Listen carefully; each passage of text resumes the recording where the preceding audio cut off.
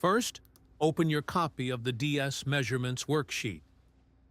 Next, change the name of the document so you can keep a copy of the roster in your Google Sheets for future reference.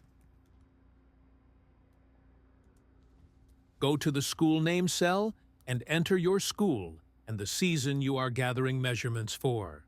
Enter chest, waist, hip, and height measurements for all performers.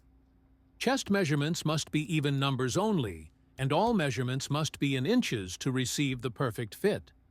Once you've double-checked all your measurements, go to File, Download, and choose comma-separated values or .csv file format. The file will download to your PC, and you are ready to upload your measurements to the DS portal. Confirm and submit your measurements for production, and you're one big step closer to receiving the perfect fit.